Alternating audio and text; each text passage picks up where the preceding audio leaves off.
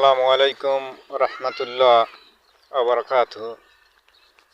প্রিয় বন্ধুরা, এর আগে একটা ভিডিও দিয়ে আপনাদের সম্মুখে ছেড়ে দিয়েছিলাম, যেটা এই জায়গাটা চাষাবাদের একটা ভিডিও দিয়েছিলাম এবং এই ধানটা যখন মাটিতে ফালায় তখন একটা ভিডিও দিয়েছিলাম। সেই ধান আজকে সবাই তুলে এখন আবার রোপণ করছে। আমাদের দেশে ধানটা প্রথম খোলায় ফেলতে হয় আগে, এরপরে ওই বীজটা বড় হওয়ার পরে এটা তুলে আবার অন্য জায়গায় রয়।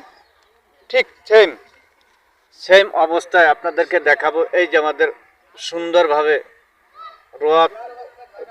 রোয়া তোলার কাজ চলতেছে। ওই দেখেন, অবশ্যই মানুষের সংকট আমাদের অঞ্চলে যথেষ্ট পরিমাণে পরিশ্রম হয়। এই বীজটা একটা হাইব্রিড, তো হাইব্রিড ধানটা মূলত এইটা খুব ঘন রুইতে হয় এবং ছোট থাকতেই এই বীজটা তুলতে হয়।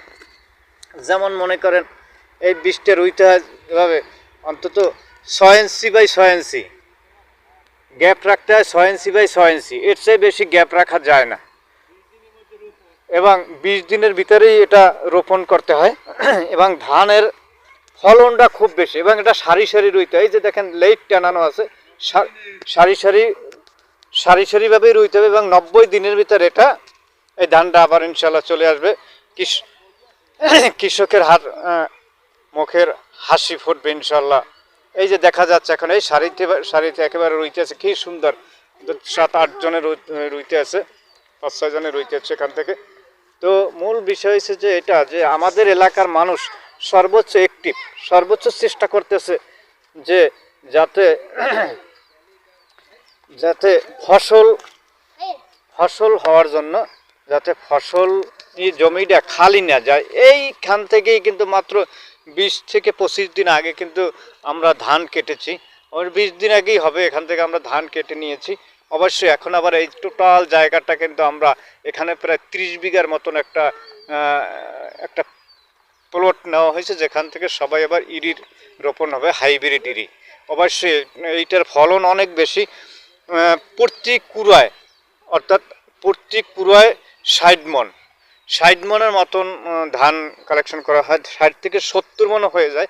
গত বছর অনেক জায়গা থেকে 70 মন হয়েছে, তার মানে অনেক ফলন। 70 মন বলতে বোঝা যাইতেছে 1 বিঘা জমিতে প্রায় 110 মন এর মতন চলে আসতে পারে। 10 থেকে 15 মন, 110 থেকে 15 মন চলে আসতে পারে। অবশ্যই এখানে আপনাদেরকে একটু ঘুরে ঘুরে দেখাইতেছে যে মানে প্লটটা, অবশ্যই এখানে একটু জায়গাটা একটু সমতল নাই, একটু ঢালা আছে। এই জন্য এই মাটির একটা বেরির মতো দিতে হয়, যাতে পানিটা আটকে রাখার জন্য। অবশ্যই এখানে পানির সংকট আমাদের অঞ্চলে।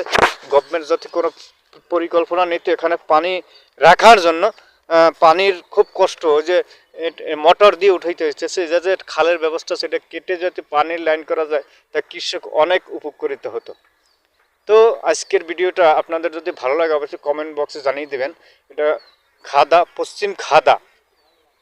পশ্চিম খাদা আমাদের এখানে শরণখোলা থানা, ভাগেরহাট থেকে আমি আপনাদেরকে ভিডিওটা দেখালাম। অবশ্যই আপনি একটু কমেন্টসের মাধ্যমে জানিয়ে দেবেন যে কেমন হলো এবং কৃষকের মুখের হাসি দেখা যাবে ইনশাআল্লাহ। আসসালামু আলাইকুম ওয়া রাহমাতুল্লাহ ওয়া বারাকাতুহু।